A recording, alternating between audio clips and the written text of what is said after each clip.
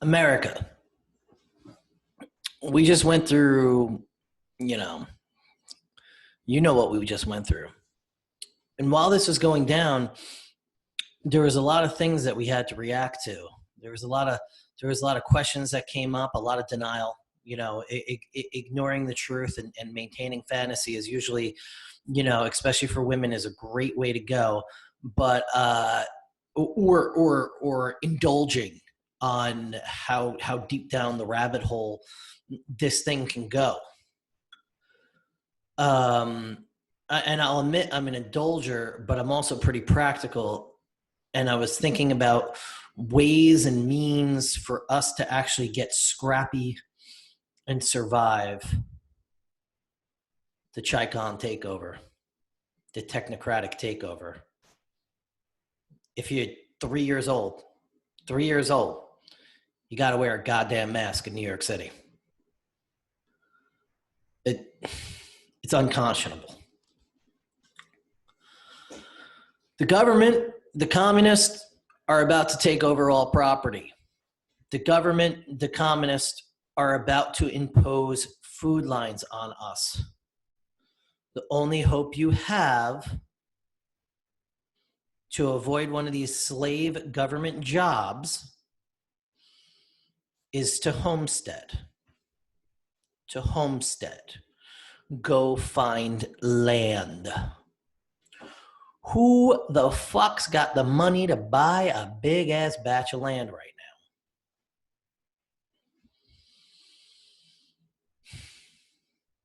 now? That's why you got to think big and think out of the box your head is in.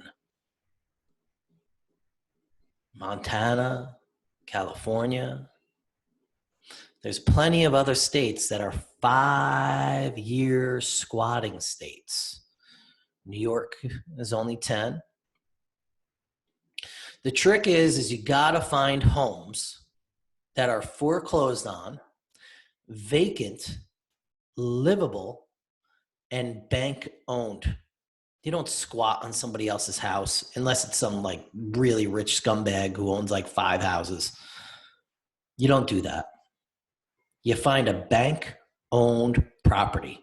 There are plenty bank-owned ranches that the bank, the loan is outstanding for $1 million, $2 million, $500,000, all over the country, to the point where Zillow and Realtor.com, they aren't even posting it no more.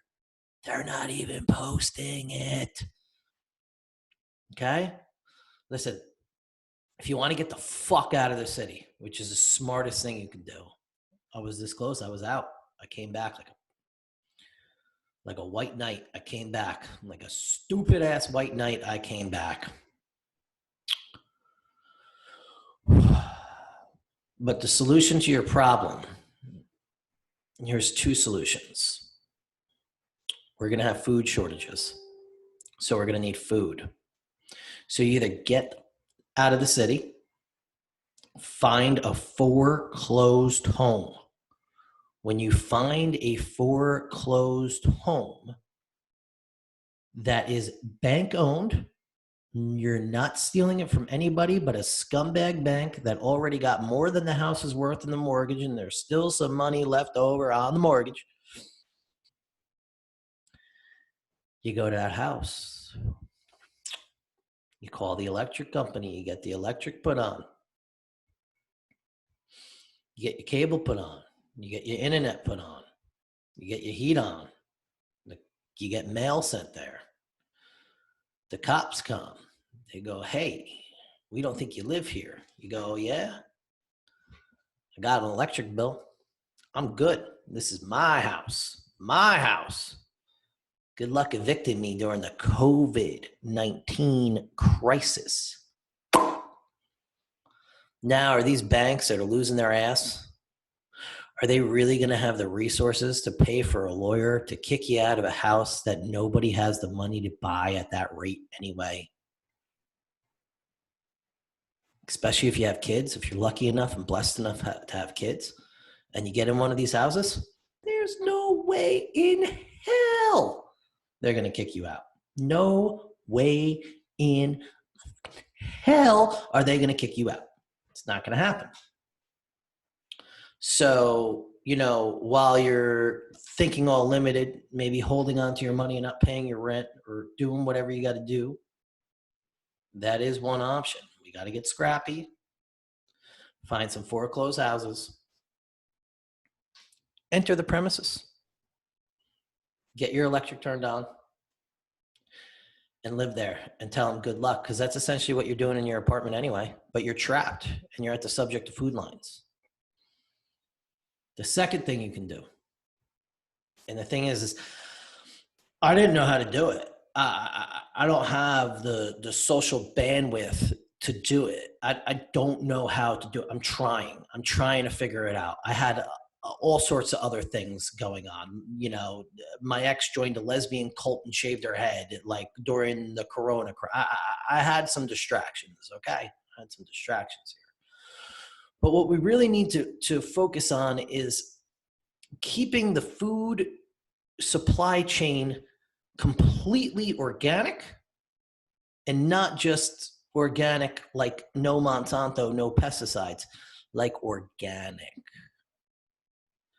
All spring and all summer long, there's going to be kids that are stuck at home, parents that are stuck at home, people going broke, people that need to pay $10,000, $15,000 on these huge, massive properties.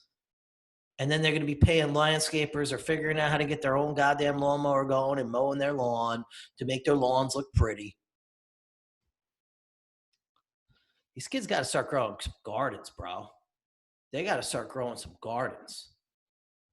And we, the people, got to bring that produce to the city and sell it on the street, permit free, everything free.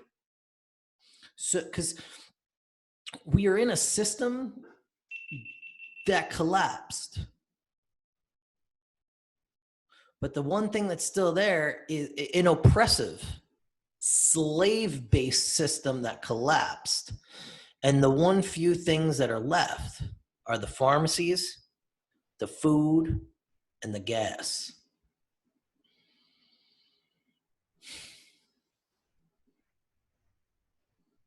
You can't let the guy, your local grocer, have your whole entire existence by the balls if you're going to stay in an urban climate.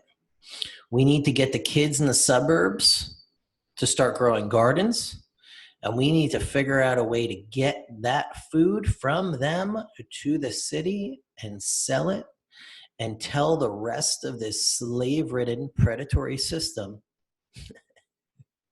that they're welcome to a cucumber, okay? Reach out to me at 718 Radio if you have any other ideas on how we can do this. Or if you have any other ideas on how we could help take down this existing predatory slave-based system. But we got to do it quick. Because if we don't do it quick, what's going to happen is you're all going to go on government assistance. You're all going to get that unemployment. That 600, that 600 is not going to go away. That 600 is going to keep on coming. And guess what? They are going to get us so bored. They're going to start telling us, oh, if you want that 600, you got to get your ass to work. Oh, you're going to have one of them government jobs. Cuomo's going to be so happy. Cuomo with his plan. The mastermind. Last year in 2019, might have been 2018, but I believe it was 2019. He signed a bill that said, hey, if you break the law, your daddy Trump ain't gonna save you. If you break the law and he pardons you, we're still gonna prosecute you and keep you in the jail. He also had his whole entire state, from top to bottom, the whole governmental system, take their pensions off of fossil fuels.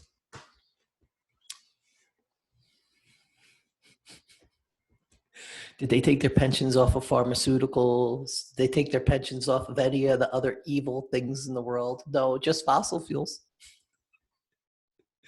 And you people trust them. You people trust them. 718radio.com. Find me there. Reach out.